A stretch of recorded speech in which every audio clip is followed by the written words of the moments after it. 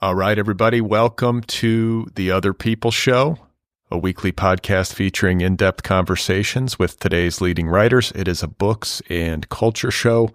Happy Sunday. I am Brad Listi, and I'm here in Los Angeles. I appreciate you being here. Don't forget to hit the subscribe button wherever you listen. You can also subscribe on YouTube, and you can follow me on Instagram and Blue Sky. So today I'm very pleased to welcome Melissa Febos back onto the program for, I believe, a fifth time. I think I've talked with Melissa for every single one of her books. She was the guest in episode 2 of this podcast. So we have traveled this road together, and it's almost 1,000 episodes now. And here she is again, celebrating the publication of a new book called The Dry Season, a Memoir of Pleasure in a Year Without Sex. It is available now from Knopf. It actually published earlier this year to great acclaim. And The Dry Season is an examination of what it means to undertake a period of self-imposed celibacy, the solitude, the freedoms, the unexpected pleasures.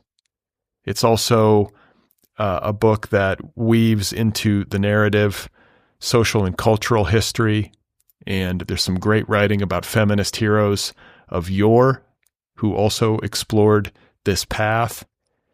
And ultimately, it's a very spiritual book with a lot of heart and wisdom in it when it comes to issues of self-understanding and relationships and the ways in which we relate to others and relate to ourselves as we navigate life and we navigate intimacy. So just another wonderful conversation with Melissa Febos, and you're going to hear the two of us in just a moment. Today's episode is brought to you by Echo Books, publisher of a new story collection from Jonathan Lethem called A Different Kind of Tension, New and Selected Stories. This is a definitive collection from a master of the form. I am very pleased to announce that A Different Kind of Tension is the official October pick of the Otherppl Book Club. That is my book club. If you want to sign up for the book club, you can do that at otherppl.com. Get a new book delivered to your door every 30 days. I interview book club authors right here on this program, so it makes for an enriching and holistic literary experience. A Different Kind of Tension moves fluidly between realism and the surreal, the absurd and the mundane. It is a book that is bursting with life and death, couples in trouble, talking animals, and technologies on the fritz. One more time, it's called A Different Kind of Tension, the new story collection from Jonathan Lethem, available from Echo. Today's episode is also brought to you by Hurley Winkler. What if you had a writer fairy godmother whom you could call anytime that you're stuck? Someone who actually gets the writing life and everything else that comes with it, like growing your newsletter audience, for example, or submitting your work to publishers, or just finishing a really stubborn draft. That is what you get with Hurley Winkler's one-on-one calls for writers. Hurley has a real knack for helping writers turn those burnout-inducing slogs into sustainable routines that you will actually look forward to. She's like the friend who won't let you quit on yourself. And talking with her is a shot in the arm that will keep your writing moving. Otherppl listeners can get their first call with Hurley for $60 over at workwithhurley.com. That's workwith, HURLEY.com. Workwithhurley.com for $20 off your first call with a writer who knows her stuff. Okay, so a quick plug for my weekly email newsletter before we get going. You can sign up for it over at bradlisti.substack.com. You will hear from me in your inbox once a week. The newsletter is very simple. I will let you know about the latest episodes of the program. I also share a list of links to things that I have been reading and finding interesting. So if that sounds good, head on over to bradlisti.substack.com and sign up. And I also want to give a quick plug to Deep Dive, my new company. It launched in August. It is an educational platform that creates in-depth audio courses. The flagship course from Deep Dive is called How to Write a Novel, and it features more than 50 hours of insight and instruction from nearly 46 of today's most celebrated contemporary authors. And then just this week, or just this past week, Deep Dive launched a new course called How to Write Autobiographical Fiction.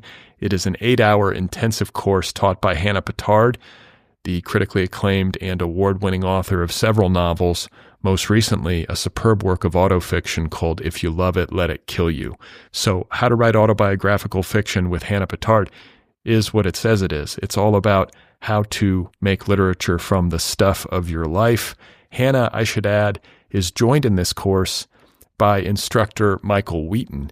Michael is the founder of Autofocus Books, an independent press that specializes in the creation of autobiographical literature. So Hannah is the main teacher, and you'll hear from her and get the author's perspective. And then Michael is a publisher, and you'll get his perspective on all things autobiographical fiction. And I'm the host of the course, so I ask questions.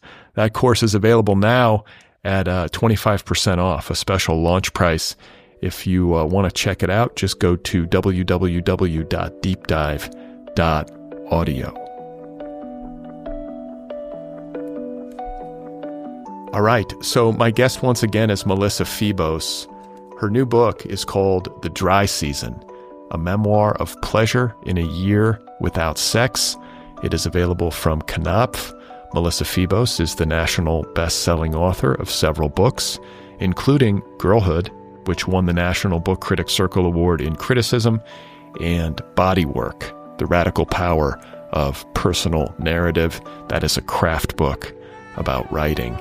Melissa's work has appeared in a variety of publications, including the Paris Review, The New Yorker, The New York Times Magazine, The Best American Essays, Vogue magazine, and the New York Review of Books, among other publications. She is a full professor at the University of Iowa, and we had a great talk. I'm so happy to have Melissa back on the show and to get to share our conversation with all of you right now. So let's get to it. Here I am with Melissa Febos, and her new book, one more time, is called The Dry Season. In my mid-30s, I was in the wake of a really annihilating relationship, like a kind of bottom that I had never reached before, except maybe with other forms of addiction. It was really, I had I guess it was a kind of midlife crisis. And I reflected back on my history of relationships, and I realized that I'd been in nonstop, consecutive, mostly monogamous romantic partnerships since I was a teenager. And I thought, wow, I should be better at this. And also, what happened? I thought I was good at this. I'd had a story about myself that I was really good at romantic relationships and relationships in general, because, I was raised by a psychotherapist. I'd been in years and years and years of therapy and a decade of recovery from addiction. And I realized that something was really amiss between my story about myself in relationships and the reality of my life at that point. And so I decided to spend some time celibate. And this was entirely a decision that I made for my life and for my mental health. And I had no intention whatsoever of writing about it.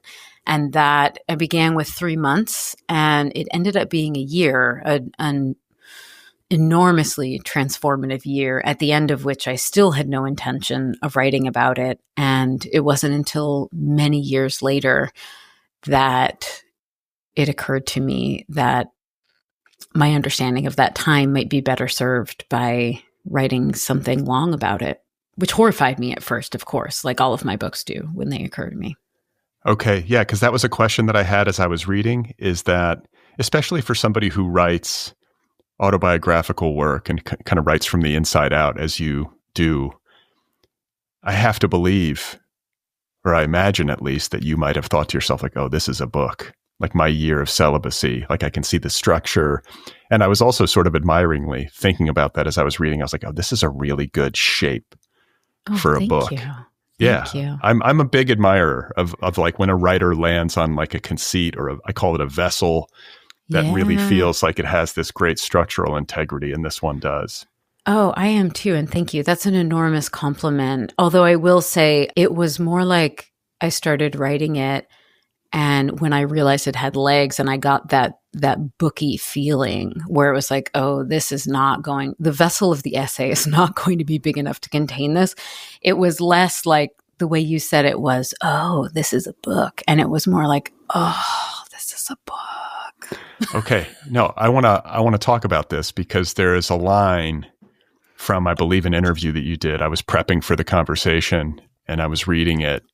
And I think for readers of your work, I think people would read you and would say, Melissa has incredible facility for writing about her interior and the intimacies of her life and the experiences of her physical body and the private thoughts and feelings that she has. I mean, this is something that I go to your work for because it is so lucid about stuff that for most of us remains hidden. And that's a great thrill and a joy for me as a reader. And you're just wonderful at that. But I was reading this interview and you said, quote, people always think because I write memoir that I'm like into self-awareness, but I am not. I hate it.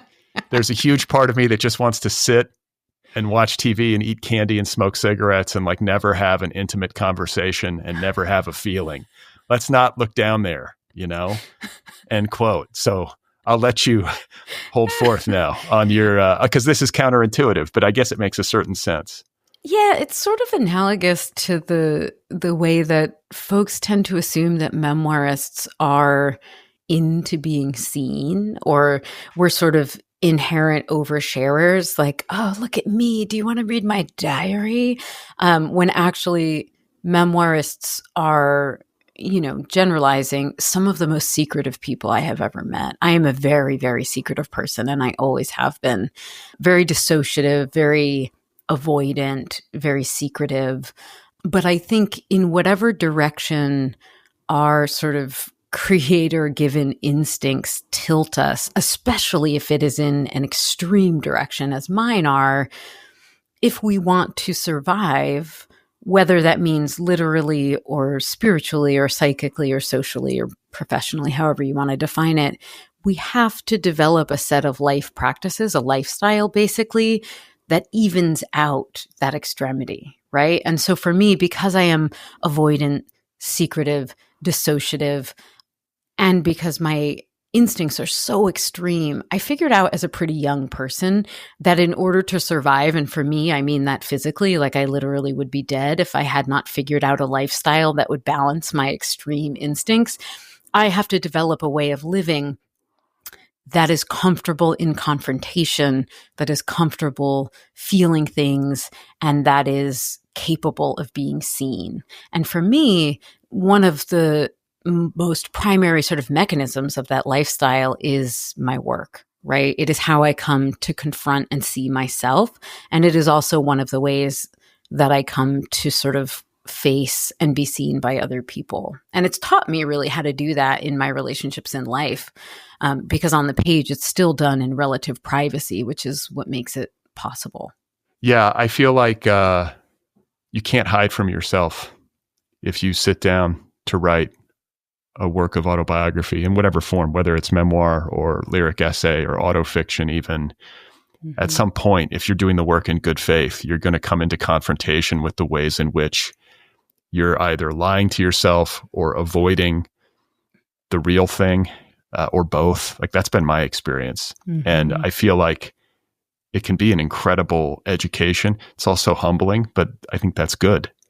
Yeah, absolutely. It's guaranteed to be humbling. And, I think sometimes people can get away with doing less of this, but you know how that work reads. After you finish it, you're like, oh, the sentences were really beautiful, but meh, like the work that really lives in us is the work that was doing that kind of confrontation with the self that, I think we can tell instinctually when the creation of a work of art changed its maker. I believe that. And whether we know it consciously or not, it's like when I grow bored with something, I mean, sometimes that's just my problem, but a lot of the time it's because the writer is playing it safe, right? And that's not the kind of work that I prioritize reading. And I don't think it's the kind of work that I ever want to be writing. So, I mean, it is a weird kind of S&M-ish activity, right? To be sort of hunting yourself down in the work. Like I'm running away and chasing myself at the same time. And I always win and lose at the end. Yeah. Well, and I think too, like something that I think about a lot as a writer and also as a reader, and I've talked about it many times on this show before, has to do with this kind of equilibrium that I think really good writers tend to be masterly at. And what I mean by that is, like in a work like this, where you are making the private public and you're kind of saying the unsayable and you're really interrogating the intimacies of your interiority and your physical life, there is an equilibrium that I think great writers can strike between like this oversharing kind of thing and this undersharing thing that you just described, where the writer didn't really go there. Because there is such a thing as like reading a book where it's like, okay, like this person is just like vomiting onto the page, or they're just kind of overdoing it almost. And I would love to hear you talk about this as somebody who's, you've written several books of this kind at this point. I'm sure it's something that you've considered. Oh, for sure. And I teach it. I teach the form too. So I talk about it all the time, and I'm constantly confronting and interacting and thinking in a diagnostic way about people's early drafts of memoir and essay and, things with autobiographical elements to it. And I think, often, I think that fault gets unfairly ascribed to the genre, like, oh, it's just like oversharing or vomiting. And really the issue I think with work like that is that it was given to you too soon, right? Everybody's early drafts are shit, like I'm constantly saying to my students, it's writing a book is the book you're writing is bad until near the end. Like it's bad for most of the time you are writing it. It's bad for years. And so when we talk about how difficult it is to write a book, we can talk about skill or technique or certain kinds of stamina. But I really think in some ways that's the hardest part, is that you have to have enough faith in the project to continue working on it despite it being of poor quality for like 5 or 6 years sometimes. And that requires an enormous amount of faith and fortitude and support, right? And so like my early drafts are, they're messy in their own way, but a lot of them are sort of a cascade of thoughts and feelings and impressions and ideas and the misguided story I've been telling myself in order to sort of keep my ego intact. And none of that is what should govern the draft that makes it into a reader's hands. By the time it gets into a reader's hands, it should have made it far, far beyond that phase until I truly have come to a new understanding and I have integrated it with all of my aesthetic practices. And it bears like very little resemblance to that initial sort of cascade of thought and feeling. And so, yeah, I think sometimes when people think that they're not interested in memoir or autobiographical writing, they're really thinking of sort of early stages or notes or, just like kind of at a draft stage. Like a finished memoir should be as articulated and controlled and intentional as, a finished novel in its construction. Do you ever struggle with patience? Like, I think there's a lot of this impulse to want it to be externalized, like get it out of me. And then also to see it in print and to just be done and to see it like bound up in covers. I think writers often, because they rush to publication because they can't stand the pain of having to kind of go through all that rigor. Oh my God. I mean, it's just impossible to overstate this. And I don't blame writers. I don't blame my students or myself as a younger writer for being prey to this. It's capitalism, right? It's like instant gratification. Like I'm an addict to the bone. Like I am, instant gratification was my first religion. So I totally get it. I often use this analogy when I talk to younger writers or when I talk to my students. It's like, some people are kind of misers of their own work. This is a minority of writers, I think. People who want to hold on to it and work on it forever and never want to let it go. And you kind of have to pry it out of their hands. I have enormous respect for these people. I am not one of them by nature. The other category, much, much bigger category, most of us are in it, I think of as golden retrievers, where we're like, I wrote a paragraph. Am I a good girl? Do you want to read it? Can I have a cookie? We just want to get a badge for every single sentence we write. And that's totally fine, except the work is not ready. And that desire for approval, the desire for positive reinforcement, the desire for recognition, desire to be seen, it's so easy to mistake that for the readiness of the work, right? And I've had so many really hard lessons that I learned earlier in my career where I mistook my desire for encouragement or recognition and sometimes just simply fatigue for my work's readiness to meet a reader or to get feedback, right? So often I see younger writers thinking, oh, I finished a draft and now I need lots of feedback. And it's like, whoa, are you actually ready for feedback? Or do you just need to take a break and get some encouragement from your friends? Do you need a hug? Or do you need notes? Like those are very different states, but they can feel kind of the same, And so for me, like one of the great lessons of my career in writing has been learning to sit alone with my work until it is really ready for feedback, to enter into the dubious machinery of the publishing industry, for a reader to see it. It is so much longer than anyone thinks. It's just so long, we need so many other kinds of interventions before we're really ready for that I honestly feel like half of the books I read, especially debut books, I think, man, this would have been really good if they worked on it for 3 more years. I have the same feeling reading a lot of contemporary literature is that often what I'll think is like, if this was like 100 pages shorter or 50 pages shorter. Yep. It would have been a better book. Movies too, honestly. I'm like, there's so much of this that could have been cut and tightened and brought into sharper focus. Well, the good news is I feel like this does not describe at all your book. Your book feels very beautifully rendered. And I'm not just saying that. All of your books are this way. There doesn't feel like there's any wasted motion, and that it has this beautiful equilibrium to it where I really feel like you're an honest broker, but it's also refined in all of the right ways. And thank you so much, Brad.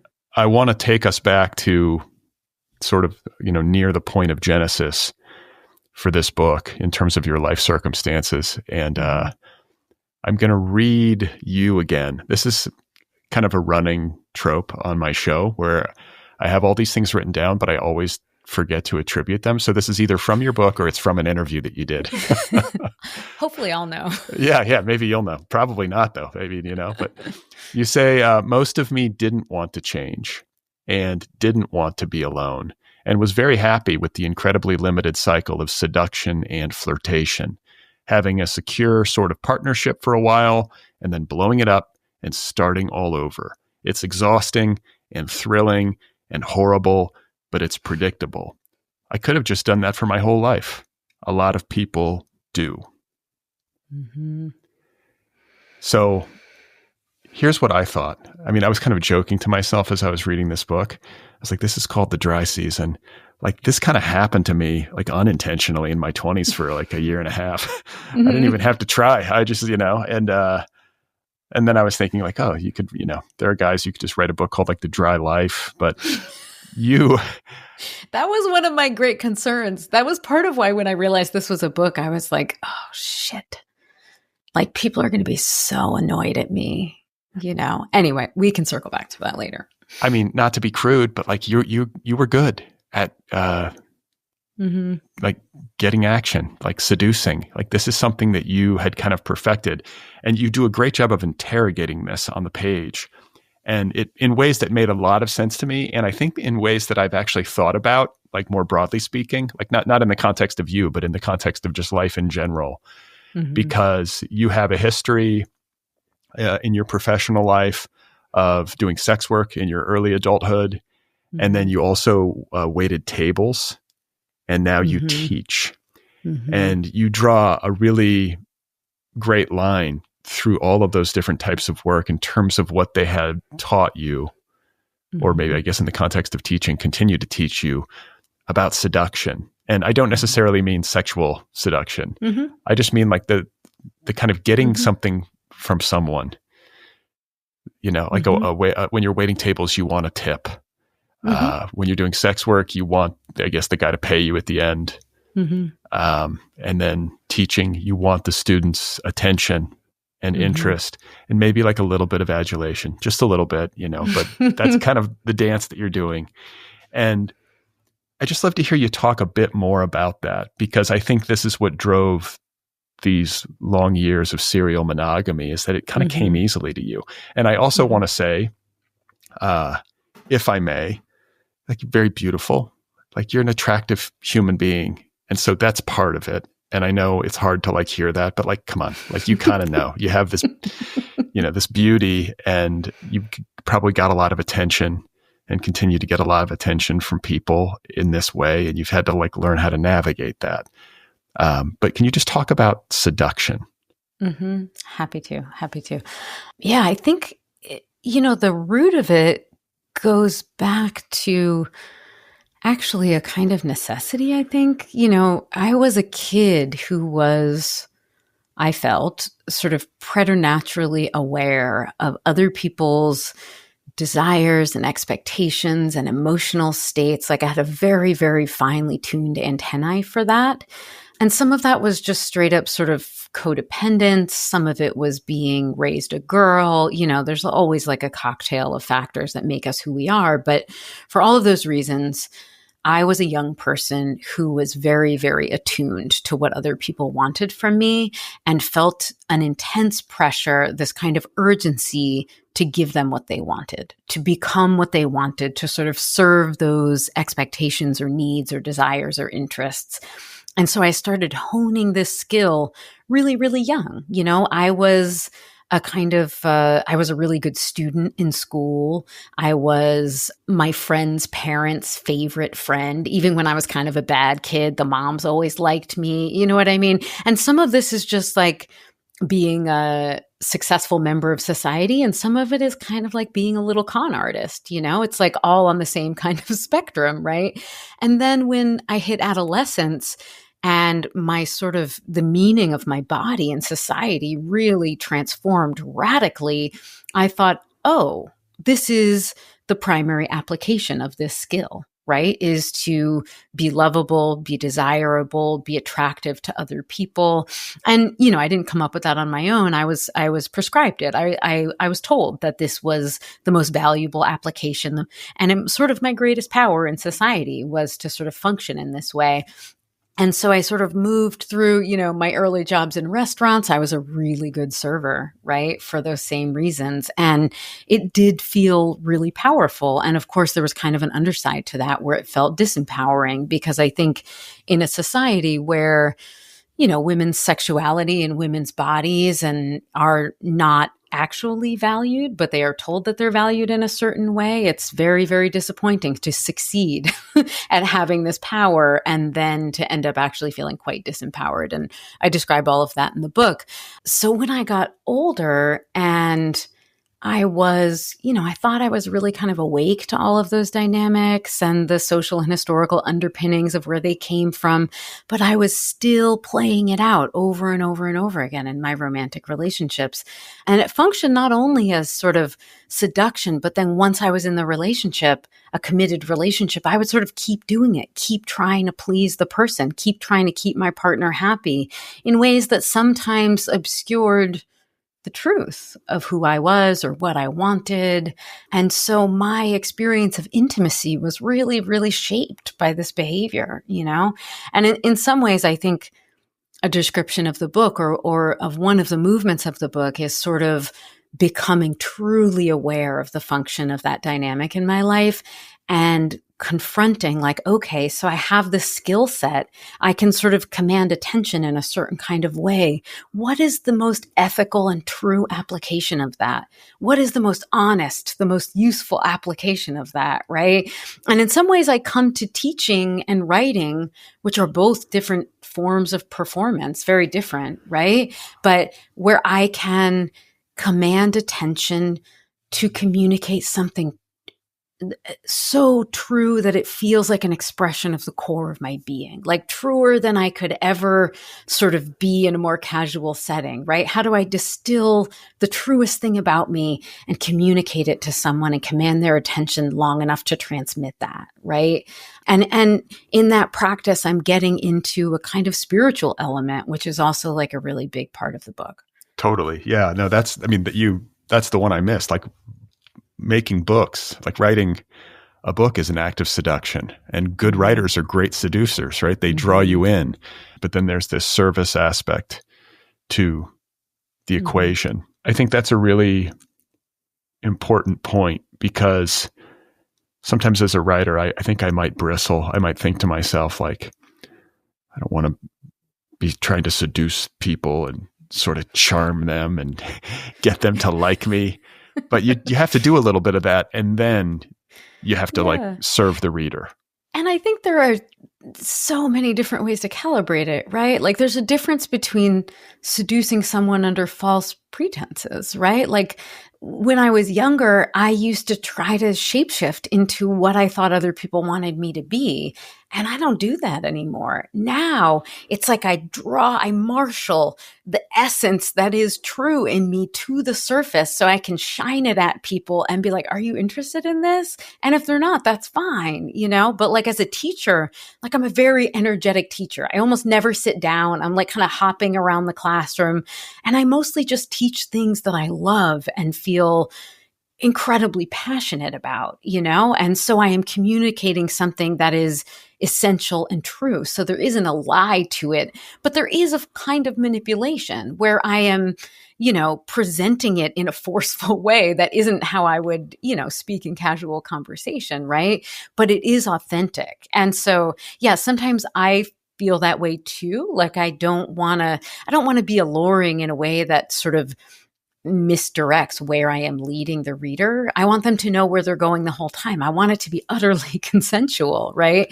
And I think for me, it's also like, I'd be curious to hear where you land on this.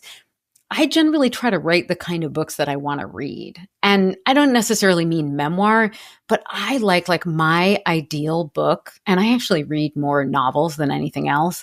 I like a book that just kind of scoops me up in the beginning, that is so authoritative and confident and artistically sound that I immediately understand that I can trust this writer and this book. Like I'm going wherever they are driving. Like take me away. Take me away from this mortal coil. Take me away from this day and this body and my worries. Like off we go. But I do want them to deliver me somewhere that feels authentically, spiritually, emotionally, intellectually true. Like I want them to deliver the goods. I don't want to just go for a ride. I want to go for a ride and really feel something and really think something and be changed. Yeah. You just described my reading, like the way that I think of reading, or the way that I hope a reading experience will go, like maybe better than I ever have and ever will. So. Do you have like, sorry, I know that you're interviewing me, but I'm just curious. Do you have like iconic books in your reading history that represent that kind of like Brad ideal of like the reading experience that you are generally always kind of looking for? Yeah. I mean, your books are in there, like for real. Stop. I'm serious. I'm serious. But I mean, I can think of a million of my favorite books. I've been pounding the table lately for this book called Jacket Weather by Mike DeCapity, which is like a work of autofiction that's like genuinely romantic. Ooh. I keep talking about it because I'm like, I just don't see that very often. And it's not in a schmaltzy way. You know what I'm saying? It's not like a romance novel. but it's also not like a story of trauma, grief, death, like mayhem, like a lot of the stuff of literature. And that stuff can be great. But I was just like, I remember reading that book, and it's also kind of a work of literary collage, and it just felt like it came together, and I just really liked these people. And it's about falling in love and like midlife. You know, he's kind of like, it's like a romance about a couple of people in their 50s. I'm so into it. I mean, it's such a cliche, but we're so soft and middle-aged now, aren't we? Like, my students are like, boo, romance. It's corny. I'm like, we're writers. We're corny. Get over it. Yeah. Like, who doesn't want to be convinced? Like, I do want to feel good. I want it to be true. I want it to be deep. I want it to be smart. But I also, like, I don't know. I'm not interested in being terrorized. I'm terrorized enough as it is. That's, I think, what I'm getting at, is that there's just so much darkness and there's so much pain, and that stuff needs its art, right? We need to articulate that stuff to try to make sense of it and to kind of shine a light on it. No argument there. But like every once in a while, it's nice to just read a book about two people. And it's, you know, it's not like it's just all sunshine. It's the ups and downs and the anxieties of new love. And it's very funny too. I love a funny, which is another hard thing to do. But I think genuine romance in literature, and then maybe genuine like laugh out loud funniness, are the two things that I really love in a story, and that they're really hard to do well. So true. Thank you. Jacket weather. I'm on it. Yeah. So I want to talk about addiction. And you know, you have a history with substance abuse, as I think you've alluded to earlier. And I think that your approach to celibacy in the dry season is informed by your experiences in recovery and sobriety. And yet you don't consider yourself, or you don't identify as a sex addict or a relationship addict. And you're kind of you're explicit about that in the book. But can you just talk about these distinctions? Because I think you're very willing to say, listen, I'm an addict and I can't drink or do drugs because it'll just end in mayhem and death. But you're not a sex addict or a relationship addict. And I'm curious to know how you deliberated. Yeah, absolutely. You know, I'm very comfortable thinking and talking and placing myself within the pathology of addiction. You know, that is one really useful way of thinking about aspects of my personality. It's helped me a lot. And I've been in recovery for 21 years, almost 22 years. And I was more than 10 years clean and sober when I began my celibacy, which was, you know, as if you can do the math, it was about 10 years ago now, almost 10 years. And that was actually one of the animating questions, because that annihilating relationship, that was kind of the inciting incident for the year of celibacy.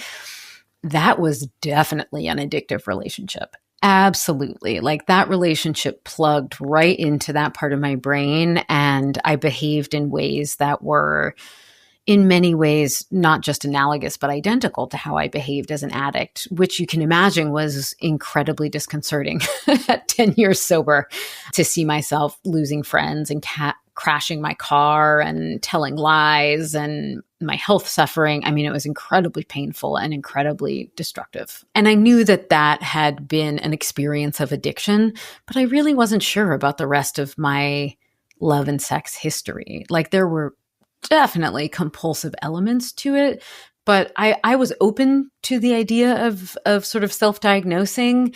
In a way, I think I kind of hoped I was, because that self-diagnosis had helped me so much in other areas, like with drugs and alcohol. Like, deciding I was an addict was led to sort of my whole life changing and recovery. And I wanted an easy solution to my love and sex woes. And I didn't find one. I really didn't. It turned out that it existed in this big gray area between my addictive impulses and my sometimes addictive, but not always, history in sex and love, and also just our culture's like somewhat obsessive and immature relationship to sex and love. Like, it was all mixed up together. And I found that for me, it just didn't quite fit within that rubric, but it was useful and interesting to look at it through that lens. And many of the tools that had been really instrumental in my recovery from other things also worked here. You know, like a big part of sort of the plot or forward motion of the book is this inventory that I write of all of my past lovers and sort of work my way through making kind of case studies of them to try to figure out like where I was going wrong. And that's a practice that I really learned in my recovery from drug and alcohol addiction. So it was really useful. And in the end, I sort of exist somewhere in between, which I think in some ways was good news when I finally decided to write a book about it, because I think that's identifiable to a lot of people, more people than I thought. You know, I sort of thought it was kind of a niche topic. And then during that year, you know, inevitably I ended up talking about it like at dinners or parties or conferences or wherever. And it was actually kind of shocking how many people leaned in and really identified with existing in that space where they felt like kind of powerless over it, but not entirely an addict. Yeah. I mean, I think of phones and like screen culture and dating apps. And if you're a single person in that environment, maybe especially, it can become like a compulsive behavior. And yeah, I mean, it's like so much of what we want from drugs. The drugs are just manipulating our brain to release the yummy brain drugs. Like it's all in there. It's like the drugstore's in our head, right?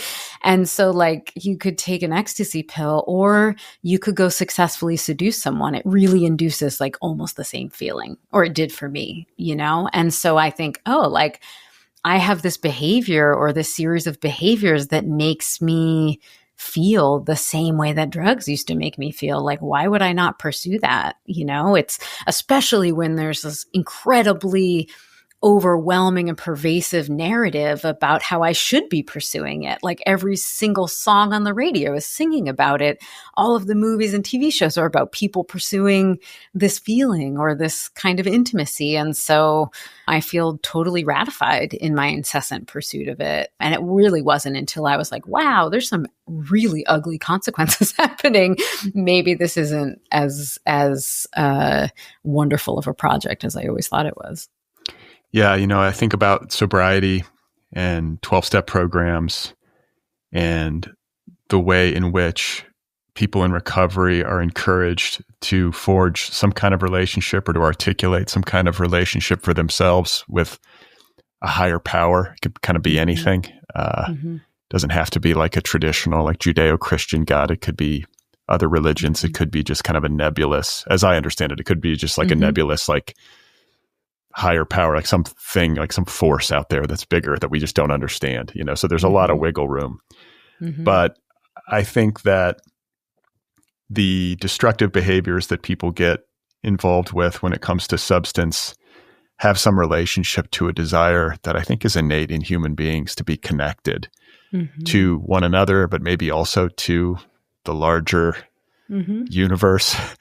And I think that the behaviors that you were engaging with in your serial monogamy years, if that's what we can call them, your serial monogamy era, maybe had some relationship to that. And, you know, this is probably the right point to sort of pivot and talk about the very spiritual component to this book and the wonderful spiritual history that you weave into the narrative when it comes to your exploration of celibacy and a kind of tradition that you were operating in, that you were sort of learning about on the fly, I would imagine, about like, what is it, Hildegard von Bingen and Virginia Woolf and the Beguines, a medieval, you know, a group of women in medieval Europe who embraced celibacy as a way to sort of quit living with men at the center of their lives. And the Shakers, I think, is another one. There's probably, there's more, but I want to hear you talk about your spiritual life in relationship to all of this. And I guess I would just begin because I kind of, there's little whispers of like, I always call it Buddhish. That's how I refer to myself. I think you're probably a little bit Buddhish too, but like, where are you spiritually? Totally. I am definitely a little Buddhist. My mom is Buddhist. She converted to Buddhism when I was an adolescent. And my dad is a really fervent ex-Catholic, which is almost its own religion in some ways. And I am a very spiritual person, and I think I always have been. I think most of us are. If you broaden the definition of spirituality wide enough, it's big enough to contain us all. But I'll speak for myself. And early in the formation of Alcoholics Anonymous, Bill Wilson, the founder of AA, one of the founders of AA, had a correspondence with Carl Jung about addiction and, what he was seeing among the early members of AA, which is that they needed a spiritual solution, some kind of conception of a higher power in order to recover. And it seemed to be like the difference, alcoholism and addiction were thought of as fatal illnesses. They were, and crimes, before that. And Carl Jung wrote back to Bill Wilson, and he described alcoholism as a low-level spiritual quest, and he used this Latin phrase, spiritus contra spiritum, like you need a spirit to cure yourself of an addiction to spirits, right? And so when I think about my childhood, and in some ways this is colored by my experience of recovery as an adult, it's really easy for me to see my early grasping and sense of like something larger that I experienced in nature and art and between people sometimes, like trees, the ocean. I grew up by the ocean. I feel like that was my first God.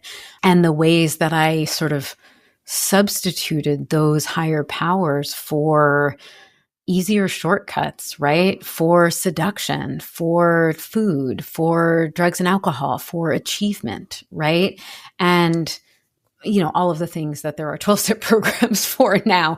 And it's, I think it's the same thing. It's looking for connection. It's looking for that sense of expansion. It's sort of uncapping the heart instantaneously. That's a lot of what drugs feel like, but it just doesn't last. It's not authentic, right? It's not a state of being that you can sustain. And so, in some ways all of that was really informing how I was looking at my experience of seduction and relationships, right? I was looking for that feeling, and I was looking for it through a narrowing aperture, right? And I was really sort of overlooking the fact that my belief in a higher power, and this has always been true, is that it's everywhere. It's in me, it's in you, it's in the collective, right? It's in nature, and that we have to sort of do individual work so that we can stay connected to that, right? And by sort of trying to locate this divine experience only in other individuals, I was actually foreclosing a larger experience of it.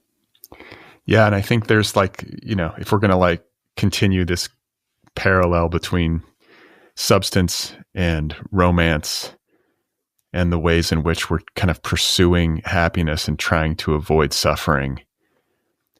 Like my understanding of it, both in my reading, like my more spiritual reading, but also in just my life experience, is that both in the end make you miserable. And I'm not talking about the happiness that I guess you would equate with some kind of deeper peace. I'm talking about that dopamine hit, that successful seduction, that smile from a pretty girl or whatever it would be, and that stuff, when you start to cling to it and start to sort of depend on it for your feeling of self-worth or whatever, or it happens and then you don't want to lose it. And so you're grabbing onto it and you're terrified that it's going to go away.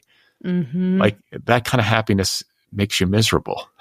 Exactly. And it's self-defeating. Like it crushes it. When you try to locate God in other people in the wrong way, in kind of an extractive way, it crushes whatever fragile kind of true intimacy exists between you and that other person. And I think this is part of why I started reaching for those role models and looking for this kind of lineage of people who, it started with an interest in folks who were celibate, particularly women, but not only, people who were voluntarily celibate. Happily, right? Voluntarily and happily celibate. And these were people, and I'm talking about Hildegard, the Beguines, the Shakers, a lot of mystics. These were people who looked for divinity in other people, but not through extractive means. And this is where we come back to that idea of sort of service, right? Like here is the beautiful life force inside of me, right? Like the deep divine intimacy that is at the core of all human beings. Like the Beguines used the word love with a capital L interchangeably with the word God. And so like, here is the capital L love inside of me. What is the best application of it that will bring me into greater connection with a higher power and other people, that will make our world a better place? What's the truest application of my gifts? It's like me with my seduction skills, right? Like, how do I use this in the right way, you know?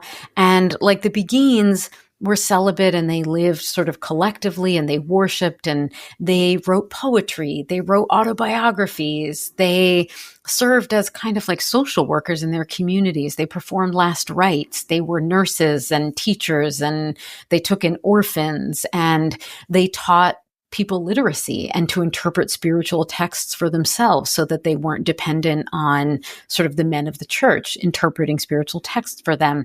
And this ended up being, you know, the book first started being about seduction and love and sex. And it like, for the last third of it, it really veered into like, what is the correct application of the love force inside of me? Like, how do I live rightly and divinely? You know, which is like a very weird place to end up with your celibacy. Like I did not expect it.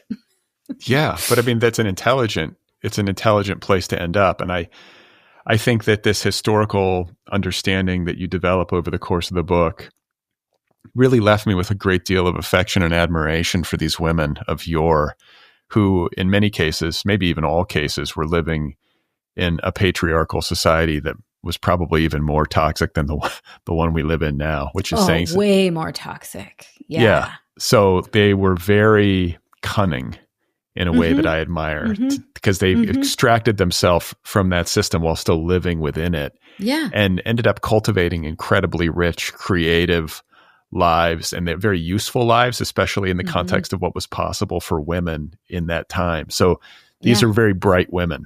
I mean, it's really totally, and that was exactly my thinking about that. I mean, like Hildegard was like tithed to the church as a child and lived in like a stone room at a monastery until she was in her late 30s. And then when she left that stone room, she became like one of the most powerful politicians in her time. She used to like, you know, like her and other women used to like have meetings with the most powerful male politicians of their time. They were like changing laws. They were changing cities. They were sometimes like teasing the Pope. I mean, it was really kind of amazing. Very, very canny, you know, for these like, and in some ways when I was reading it, I would think like, what would I have done? What would little highly sensitive, intelligent, creative, like kind of fierce, defiant little Melissa and all the little, you know, girls like me, what would we have done if we had lived in medieval times, right? Like I would have been running to the Beguinage like my skirt was on fire. I would have been like, send me to the nunnery. Right? I will whip myself with nettles. I will starve myself. Let me try to become a saint. And in fact, like during medieval times, it was almost like the way that child athletes compete for the Olympics, like little girls would compete to try to become saints because they recognized really obviously that it was one of the only routes to kind of like a self-actualized life where you could have agency and speak publicly and like have any kind of social power. So it just amazed me. Reading about them was like absolutely mind-blowing. And the last thing I'll say about it is that, you know, when I started writing this memoir, there was a part of me that was like, oh my God, really? I need to write a memoir about not having sex for a year? Like in this political climate, is that really like what my spirit is calling me to do? It just seems like not the most urgent work. And in hindsight, it feels almost like nothing could be more relevant, right? Because the process of writing that book led me to exactly the role models I need today, 10 years later, to live in this time. Like it's like they were being burned as heretics, you know? Like people are coming for my rights in many ways, but it's not that. like they were being burned as heretics and they were still in their communities, like performing mutual aid, like worshiping collectively, making art, and so it just feels like this incredibly powerful lineage to have located myself in for exactly these times right now. Yeah. And I just think there can never be enough books that are honest about sex. I've said even recently on this show, I think it's a thing that people lie about almost more than anything else. Yep. You start talking to somebody, even like a close friend about, and like the sex life comes up and people are always like overstating it. It's like much healthier than it actually is because they don't want anybody to know because they're ashamed, or they're understating it and being self-deprecating and talking about, whatever. They're just kind of down on themselves when it's really better than it is. It's very hard to get right. And I think that when it comes to really sustained intimate relationships and the role of sex in those relationships, there's so many variations within people. Like one person might have like a really strong interest in physical intimacy and like a really high libido. And the other person, it's like maybe 70% as much. And then, in male-female relationships, there's like perimenopause and, like things that happen at midlife that change the equation. And like there's physical realities, and people don't often speak of this stuff, or they don't do it enough. And I think I appreciated that about your book and about any book in this vein, because I think it can only lead to improved relationships, because I think people often come to intimate relationships freighted with cultural knowledge, maybe cultural baggage, that's really misleading around what sex is and what the role of it would be in a relationship and how it's supposed to work. And it ends up causing problems. And I don't know. That's just something that I really am grateful to you for, because I think there needs to be more honest interrogation of this stuff. Oh, thank you. Yeah, thank God that I get to write alone, because I could never just like figure it out talking about it publicly. I would perish. I would turn to ash.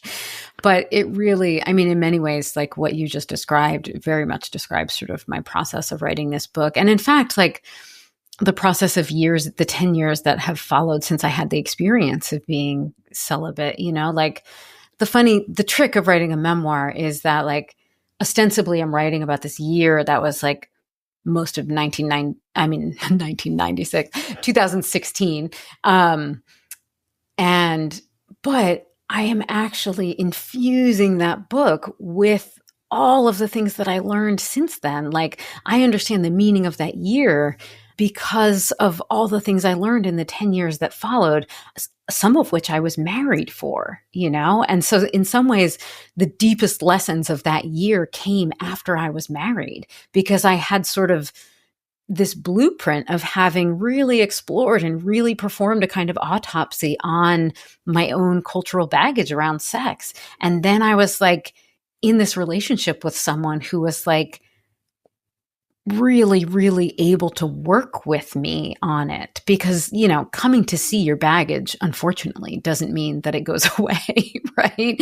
You just know what's there, and then you get to enact it hyper aware of it for a little while, which is even more painful sometimes, but it really, I would say my marriage has truly been the workshop in which the fruits of that year have really blossomed. That's like a really kind of gross metaphor, but truly it's like the real rewards of that year of celibacy and the work I did that year have come to pass in my marriage, because we've been able to undergo the process of defining what physical intimacy means to us, like what it means in the context of our relationship, and really peeling away all of the shoulds or shouldn'ts, of which there are so many more than I ever even realized.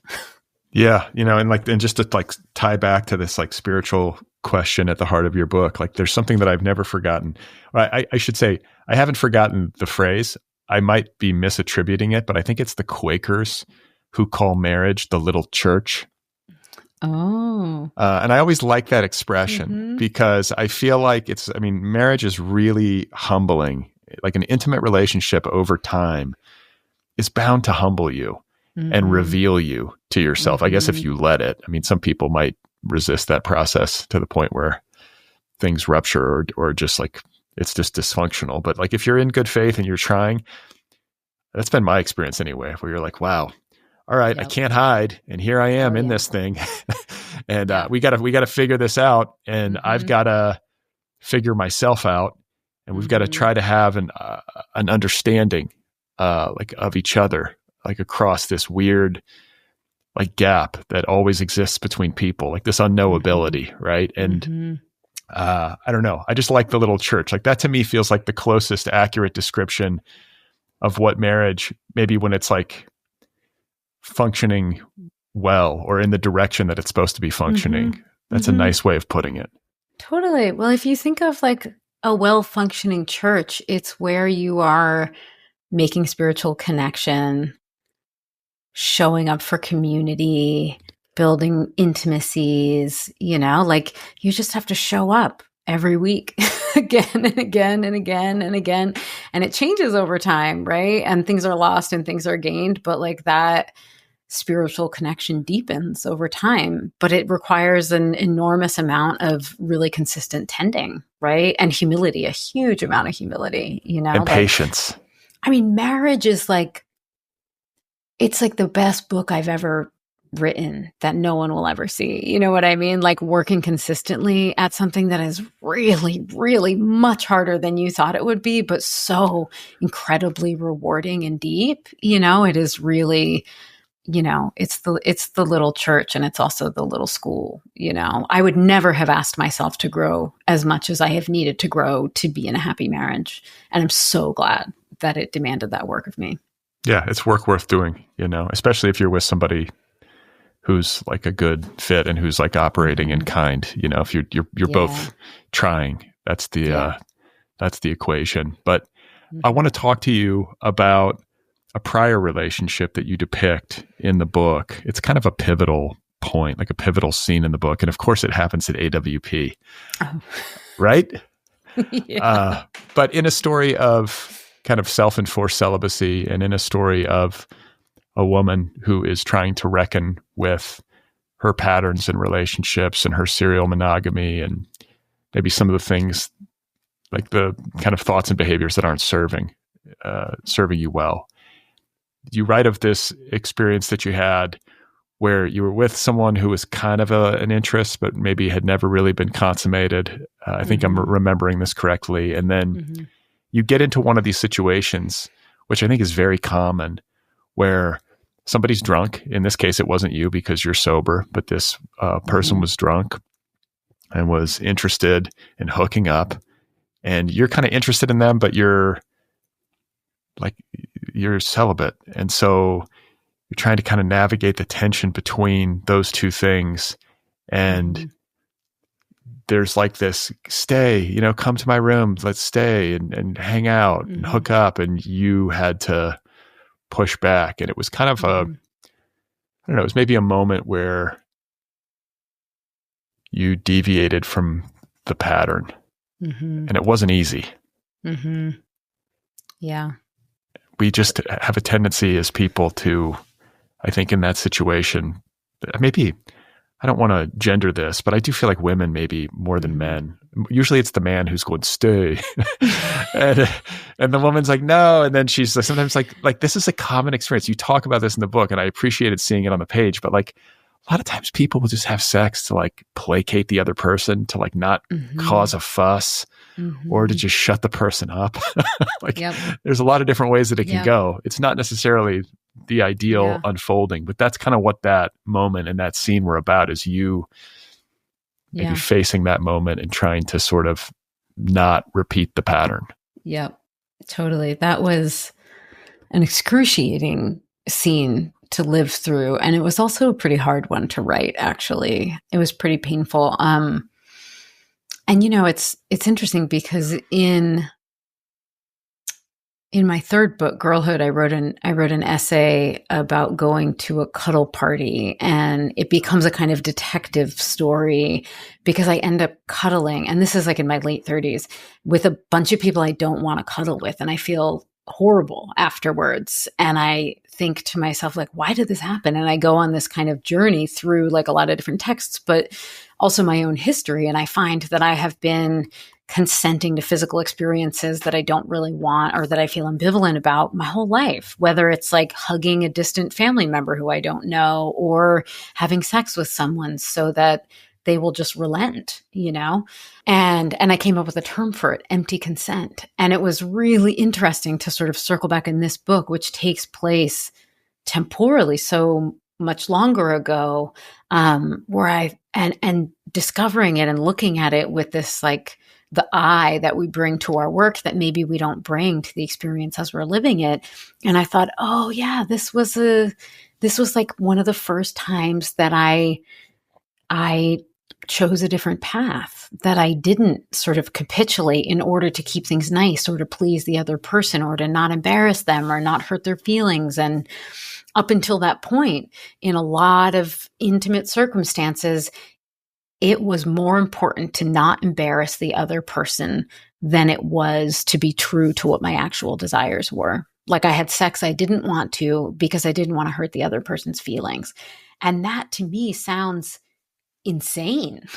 Like that sounds really deranged. And I also totally understand it, like that. If you go back to that little like hyper aware young person who decided it was her job to meet other people's expectations and desires. And then you cut to her at like 35, still doing the same thing, even in relationships with adults who didn't want me to do that, who would have been horrified, that was happening. It was very instinctive. It wasn't entirely conscious. And in that experience, it was the situation where I really liked this person. I really admired them.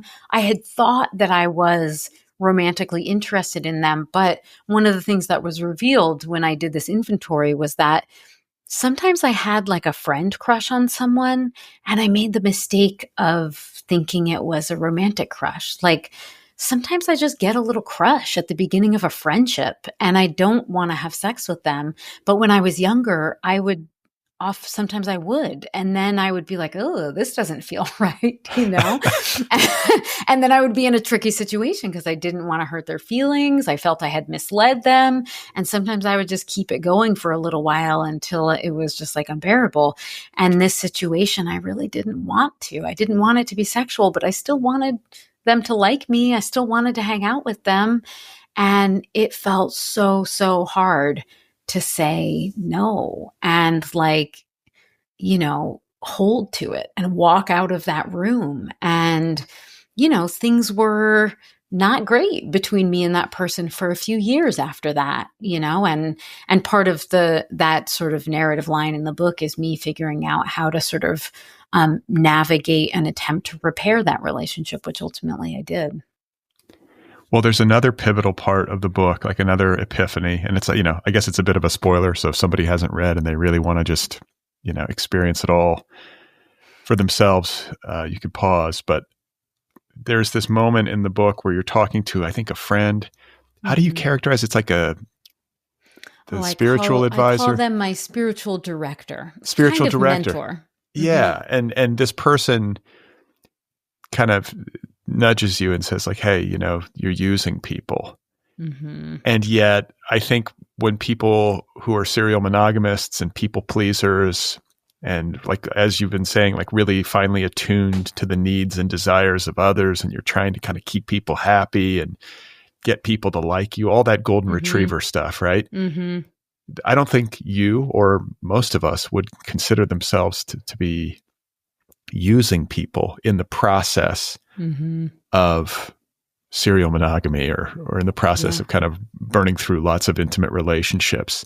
Can you just talk a little bit about what you learned there? Because I think it's so critical and it's also something that doesn't necessarily get said enough. Yeah. Oh, I was horrified when they said that I had read them my inventory of all my past relationships, which was exhaustive and exhausting. It was really a catalog of relationships where I had, seduced someone or we'd mutually seduced each other. And then I had been in committed monogamous relationships where I felt I had worked my ass off to try to please the other person and to be a good partner and to keep them happy and to, and when this person said, I have news for you, you're a user, I thought, well, fuck you. Like, what do you mean? How can I be a user?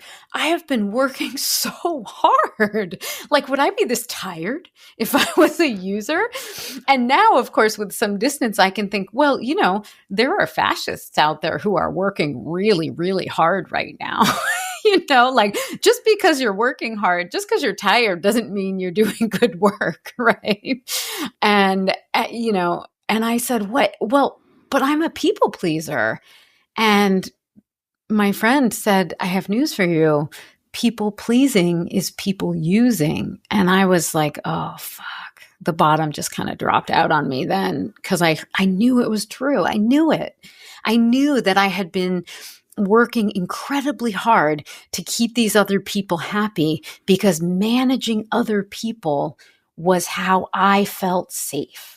I was extracting a form of security from them by managing their emotions and to some extent manipulating them, right? By keeping other people from ever being disappointed in me or angry at me or even just like disagreeing with me, I was securing my own emotional safety. And that was about me. It wasn't about serving the other person. It wasn't about intimacy.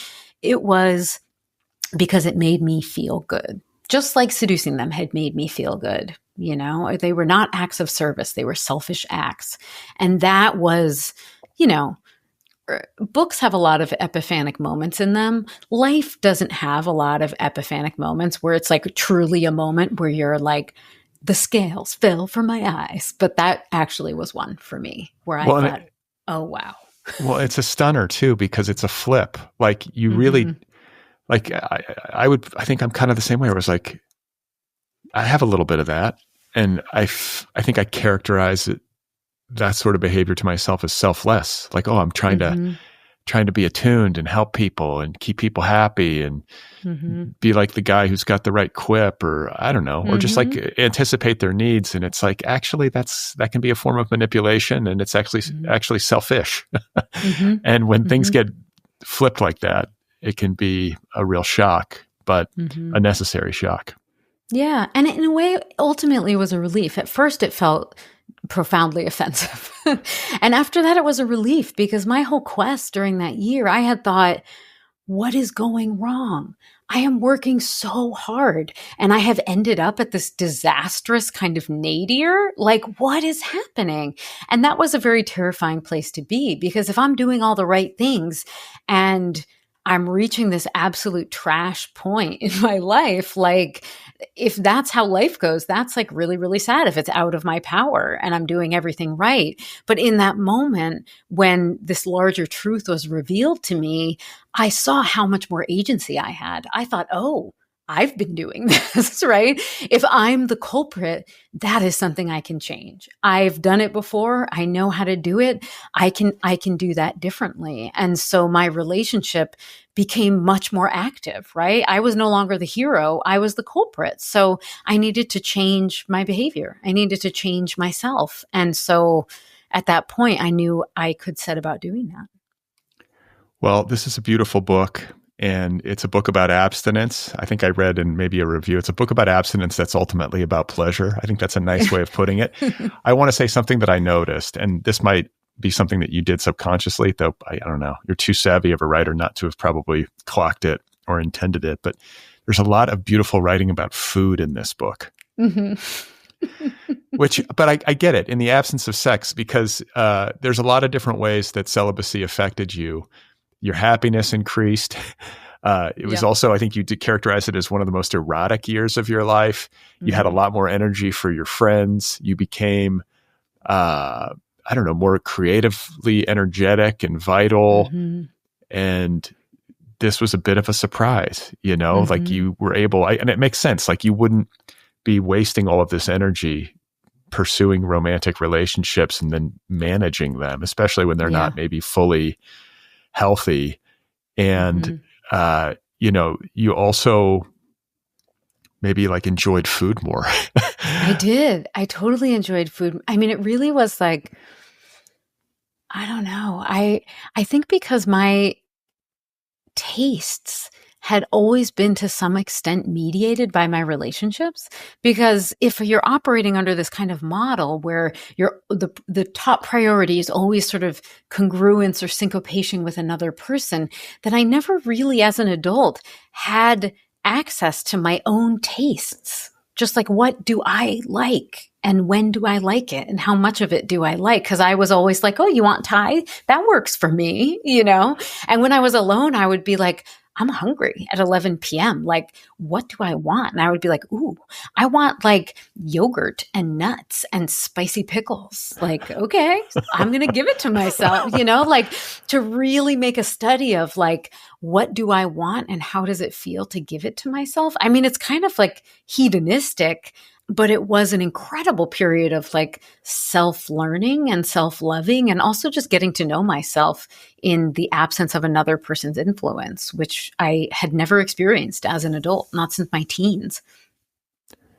Well, yeah, now I feel like we should flag for people. I should have done this at the beginning, but the parameters of your self-imposed celibacy did not include masturbation, which that's I think right. It's an important point because there are probably people out there who are like, wow, this is a heroic act of abstention by Melissa. She denied herself. Not so heroic. Not so heroic. So yeah, I mean, masturbation not included, but you know, sex and dating was excluded. There's a whole series of chapters in the middle all about masturbation. So, you know, to the delight of every single one of my family members. You just sold hundreds of copies in a matter of seconds as you said that. It is always a pleasure to talk with you and to read your work. And we were talking, I think, before we came on the air. You were my second guest. I want to say we've talked for all of your books.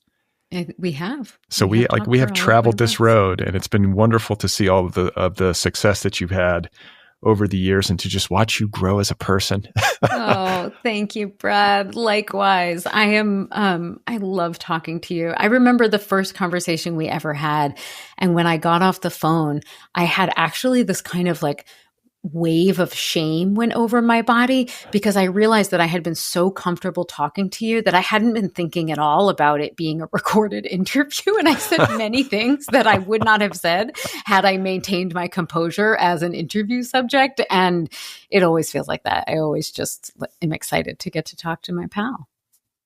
Well, thank you so much. And I always end my conversations by asking my guest what they have like on deck, like what's next. I want to say I read something where you might be writing some fiction. Is that correct? Or do you have another work of nonfiction? No, I'm actually working on 2 novels right now. Yeah. And how's that? It's so fun. It's so fun. It's hard, but I'm having a great time. And, you know, going back to the beginning of our conversation, I was like, what do I want to read? I want to read like a juicy, deep novel that has lots of exciting sex and romance in it. So that's what I'm writing. All right. Does it have a title? Or there's 2. So, I mean, it has a working title. The working title is The Critic. Okay. Well, I'm going to be very eager to read your fiction when it comes to pass. And I really appreciate you making time in your busy schedule to talk with me. And I wish you well. Oh, thank you. It's been absolutely my honor.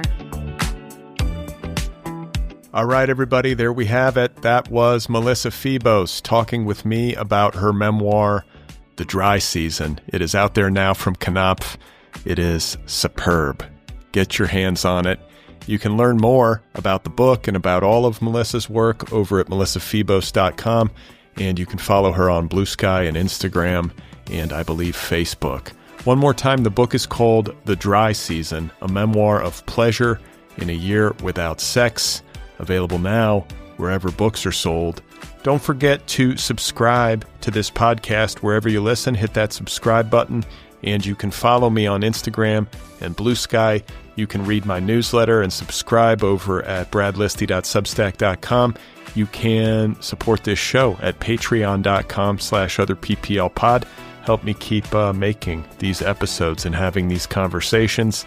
If you want to get an Other People t-shirt, or if you want to join my book club, the Otherppl book club. You can do all of that at otherppl.com. And if you want to check out my new company, it's called Deep Dive, and you can learn from deep dive courses. How to Write a Novel is available now.